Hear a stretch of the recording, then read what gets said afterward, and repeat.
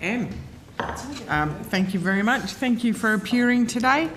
I want to bring you back to the similar line of questioning that I've had with you for the last few estimates with the climate risk evaluation and your vulnerability assessments that you're undertaking. So the climate vulnerability assessments were being developed last year. You're rolling them out this year. How many have you undertaken so far? So we haven't undertaken any yet. Because this is new ground for us, we're doing a pilot which will occur over this calendar year. We're working with a small group of large banks who are sort of part of the pilot exercise. The status of that exercise at present, in simple terms, is we're working with the entities that are part of the pilot to see whether the sorts of information that we think would be useful to have would be the sorts of information that they're able to generate and that they also think would be useful to have to help them understand the risks that are in their business and the opportunities that are within their business.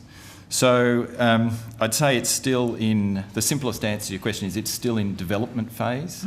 We're working, as I said, with the institutions, the banks that are going to be part of the pilot to help make sure that the scenarios that we're talking about and the translation of scenarios to risk exposures can be done in a consistent way. You said you're working with How have they selected the banks to participate in the pilot? Oh, we chose the largest ones. Okay. It's no more scientific than that. It's not just the big four, but it's large banks is the... So do you think that the guidelines you've already produced and your announcements about moving down this pathway is already having an impact on financial institutions and how they invest and on Australian industries? Possibly, but we're working in an environment where there are lots of forces that are raising these issues with institutions. There is obviously changes to government policy here and around the world happening. Institutional investors are demanding much more information on exposures. The industry itself has a number of industry-led initiatives designed to ensure that to the extent that people are making investment decisions, they're well-founded investment decisions. And that is at the heart of the whole objective of the exercise is not to say something should or shouldn't happen, but to ask people and ensure that financial institutions, to the extent they're investing, whether it's a bank that's lending or a super fund that's investing or an insurer that's insuring, they are making their decisions on the best available information. And that's a sort of simple premise to it all. So we have a live case study this year that was reported in February. We've had a couple of the big banks announce their climate and financial risk policies as banks. Both, I think the NAB and the ANZ have come out publicly and said that they are going to step away from investing in businesses engaged in thermal coal. And this year we've seen the real-time example of that with the ANZ withdrawing finance from the Port of Newcastle, which in and of itself as a business is a highly emissions efficient business, in fact very low emissions business, but the fact that they are a throughput for thermal coal, ANZ has stepped away from funding their diversification plan, their plan to make their business less reliant on coal. So how can it be financially or fiscally responsible for institutions under the imprimatur of APRA to actually be, actively withdrawing funding, making it impossible for businesses to diversify or to step away or to, remodel, restructure their business into the future that might address our climate concerns. So I think it's a very legitimate concern that you have. But just to be clear, there's no imprimatur from APRA to tell people where to invest or where not to invest. What we have said is it is important that people understand this risk. And investors and shareholders are demanding that financial institutions show how they are responding to the risk.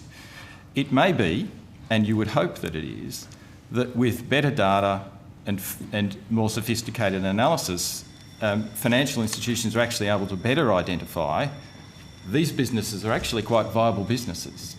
These businesses have a plan, and therefore they're viable not just today but into the future. But you ignore the politics that gets played with this topic. It's not about the financial viability. The broader risk that you're assessing isn't the financial risk, it's the political risk to the institution and organisation. Well, I can only speak to what we're doing, and we're concerned about the financial implications of these risks to the institutions we regulate. But you're basing that on not the business model of the business, but on the potential for shareholder activism or the potential for... No, I'm just saying banks are operating, and insurers and superannuation funds are operating in a world where governments around the world are changing policies that will have an impact on asset values. Investors and shareholders are demanding more transparency about the nature of the risks that are within bank portfolios. And this, there are questions of degree, but there are certainly legal views around here that directors, in fulfilling their director duties under the Corporations Act, need to at least understand those risks.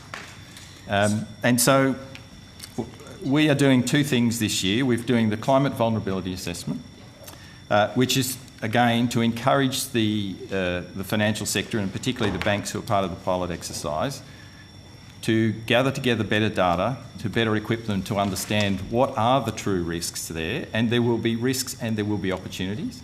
Some of the risks may be higher than expected, but some may well be lower in the case you talked about. And at least some of the banks are seeing there are plenty of new opportunities emerging as well, and data will help understand that.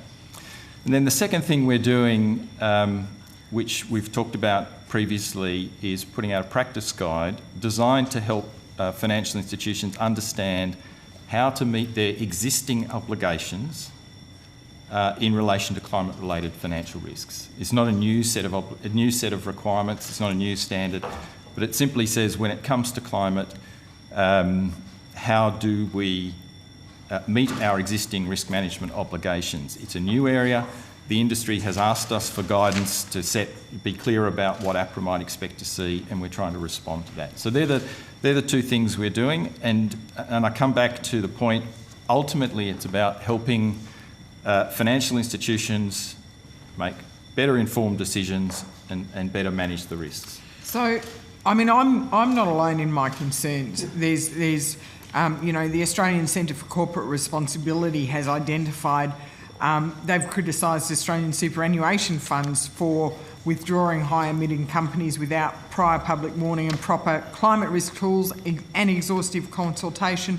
They've also identified, particularly in areas like the Hunter Valley, where supply chain options available are quite limited, so the opportunity to divest and to broaden the expanse. The Australian Institute of Company Directors, Port of Newcastle chair, has admitted that world demand for coal is beyond our control, but to service that, we need a company like the Port of Newcastle. So, and the Minerals Council of Australia CEO Tanya Constable has also identified that the negative impact of denying a strong and productive sector, being the resources sector, access to competitive finance could be profound for the Australian economy as well as for many regional communities. And my concern is that it is in the regions where the results of this ideological sort of policy framework will happen. So I think my final question is, with the what is the end goal of the climate vulnerability assessments? Is this an effort to work with banks, but then are these assessments going to be publicly reportable and then become a tool for shareholder activists to start taking action against our major financial institutions?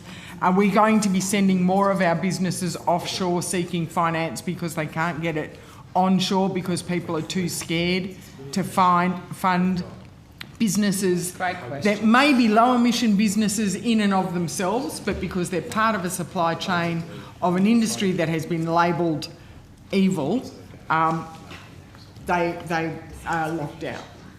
So all legitimate concerns, and my response to that is we're trying to get away from things where there's just things labelled evil or labelled bad, actually to have fact-based analysis. And if the analysis is these